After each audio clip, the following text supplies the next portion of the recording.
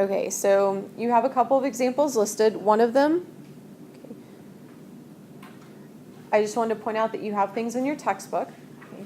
And have you guys done that guess method for solving word problems? Okay. Let me add another slide in here.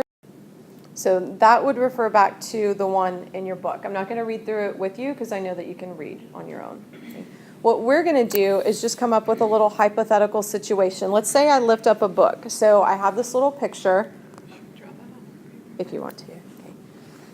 So if you wanted to kind of draw a little bit, if it helps you to remember, you're welcome to sketch that out. So we have an object that's sitting on the ground. I'm going to lift it up and then carry it over and set it on a table. So if I lift up that object, have I done any work? Yes. What do you do work against when you lift something? Gravity. Okay. So I did work against gravity. And I'm going to say it's in the positive direction because I went up. Okay.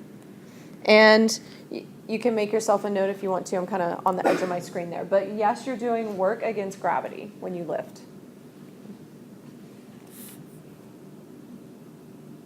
And then we're going to carry our object across. And here's where it gets tricky, and you're going to have to kind of watch me as I hold my object. Okay. So I'm holding my object. I've lifted it, now I'm holding it. Am I still applying a force to it? Yes. Yes, which direction? Up. Okay. So does that make sense to everybody? I'm applying it up. Even if I start walking, am I still holding it up? Yes. Yes. Okay, so that's really important. So I'm holding something up even as I'm walking. So I'm applying a force upward because it's not falling down. But I'm moving sideways. Okay, so my displacement is actually horizontal. If I were to kind of sketch that a little bit, and I said that my force was up, but my displacement was horizontal to that as I walked, what's the angle between those? A right angle. Okay. So if that's a right angle of 90 degrees, an angle would be given because it's 90 degrees. What formula do you use for work when an angle is there? What do you multiply together? Force times displacement, cosine. Yep, cosine the angle. So we're going to have our force times displacement times the cosine of the angle. If you printed your notes, it's on the section right above where we are right now. Does anybody know the cosine of 90? Good. Okay. Cosine of 90 is actually 0. So it might feel like you're putting in effort to hold that object up as you're walking, but according to the formula, if you multiply 0 times anything, are you doing any work? No. No. So anytime you carry something, you do no work at all. When you carry anything. But what about the work you get to lift? So you did do work to lift it, but at the section while you're carrying it, no, you did not. Overall, yes, you did some work because you had to lift it, but for that section specifically when you're carrying it sideways, you don't do any work. So in order to solve this problem, we have to displacement, right? Right, so your displacement would only be that section when you're lifting. Okay. So think about, you actually do this every day when you pick up your bag. You lift your backpack, you've done work against gravity to lift it, and then that whole time when you're carrying your backpack around, you're not actually doing any work. So sad. Okay. So you're only doing work on the lifting, on the up and down part. You're not actually doing work side to side. It's just the mass of the backpack has to. Yes. Or weight Yeah. down. So you're putting forth effort, but mathematically, you're doing 0 work. Do you have questions on those? You don't have to draw the next part. I'm just going to switch colors. Okay. Let's say I picked up my object and it was really, really light, so I kind of overlifted a little bit. So it's way up in the air. Did you do work to lift it? Yes, good. Okay. Then I'm going to carry it over my head. Am I doing any work carrying it? Nope, good. Okay. So no work to carry it. And then I'm like, oh, the table's way down there. I have to set it down. Is work done as you set it down? Yes. Okay. Remember, you can reclaim work against gravity. So this would be like the section, whether you set it down or drop it, you're getting some of that work back from gravity. Here's your question. Out of the blue path or the pink path, which one of those has more work?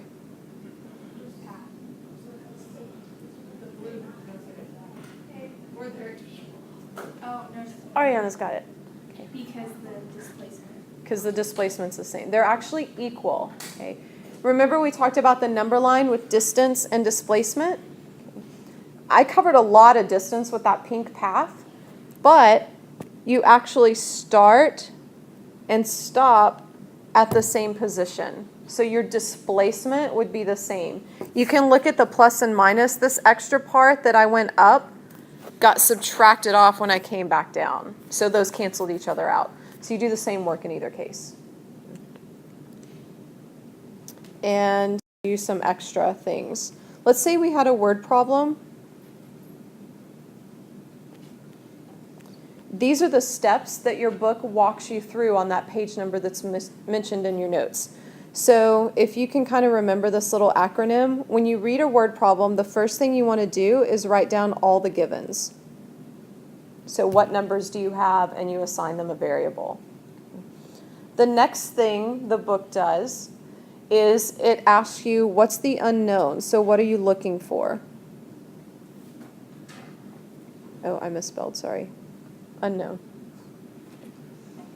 Then you would look down that list of variables, and we actually kind of did this back in kinematic equations. We listed everything that was given, and then we wrote down what we were looking for. Look down that list and use that to help you come up with an equation.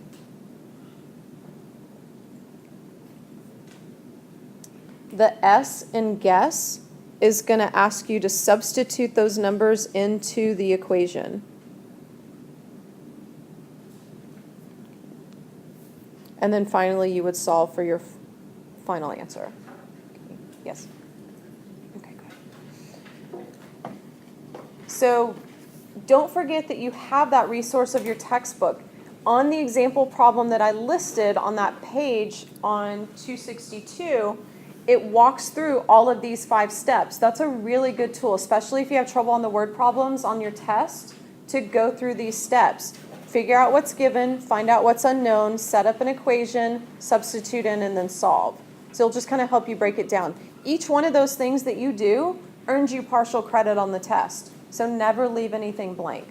Okay? So even if you come up with the wrong answer, you can still get points for doing some of those things. So if we think about somebody climbing the mountain, and they climb straight up, sort of. I know it's a diagonal, but they're still climbing up. Have they done any work to climb the mountain? Yes. Okay, what do you do work against? Good, gravity. Okay. So what if they climb up and then they climb back down? Overall, have they done any work?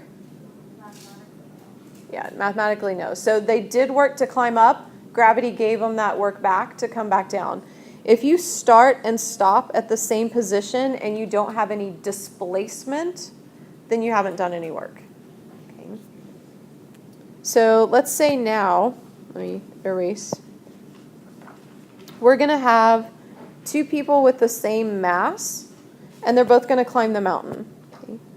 So person number 1 climbs straight up because they're really athletic. Person number 2, they're a little bit out of shape, so they're going to kind of take their time, and then they enjoy the view, and then they keep going, and they maybe stop and have a picnic, and then they're going to go a little bit more, and then they see a mountain lion and go, ah, and they run to the top. Okay. So remember, they had the same mass. Okay. Who does more work, pink or blue? Good. They're the same. Okay. So remember, it's displacement that's important. They both started here. They both finished here. It does not matter what you do in between. Okay. The displacement is the same. So as long as they had the same mass, they do the same amount of work.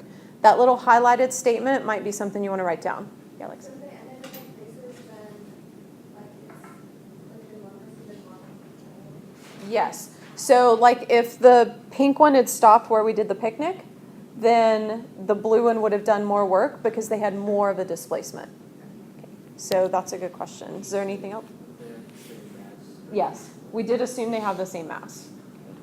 You guys are going to do something similar in your lab when you're climbing steps, and you'll actually have different masses than each other. So even though your displacement will be the same, you should see within your group that you're doing a different amount of work because you weigh different.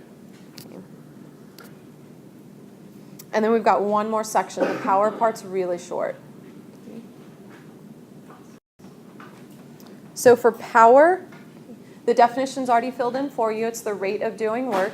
And again, our definition is simply the formula written in words. I don't know if you remember from when we did acceleration, but we talked about a rate of change in velocity. Anytime you see that word rate, you're dividing by time. So we're going to do that in this case as well. And then it's of doing work. And I'm just going to draw an arrow and write you a little note. We've been talking about weight today, which was a capital W. Work is also a capital W. So I just wanted you to remember that in the power formula, the W is for work. It's not for weight. And what is it for weight? It would be for weight when you're finding maybe a force. So go back to the beginning, like when we did work was force times displacement. The force, if you're lifting yourself climbing up the stairs, the force would be your weight in that case. But I just pointed that out because they're in the same chapter and we talked about both of them. I didn't want you to get those confused. If it helps, you could write out the word work. You don't have to use the symbol, the variable. Are they both vectors? Yes. Okay. So that's another thing too. Okay. It might be more helpful to write the word out instead of using the letters. Okay. But since we're talking about work, what was the unit for work? Joule. Joules. What's time measured in? Seconds. Seconds. Okay. A joule divided by a second is called a watt. And that's the same watt like you see on a light bulb. That's also a capital. Oh, look, that also happens to be a capital W. Okay. The watt will actually be the easiest one to recognize because it's a unit and it'll always have like a number and then a W after it. So that one's a watt. That one you can just kind of recognize and throw it out. It's the weight and the work that you'll have to kind of be careful of. Okay. In your lab today, you're also going to be asked to find your power in kilowatts. So once you find it in watts, you'll need to use that conversion factor. Okay. And then I think your copy of the notes printed correctly. Mine made a little box that is supposed to be a theta down there at the bottom. Right there. Ready for your lab? Do you have questions about power? Once you find the work, all you do is divide by time to get power. It should be pretty simple.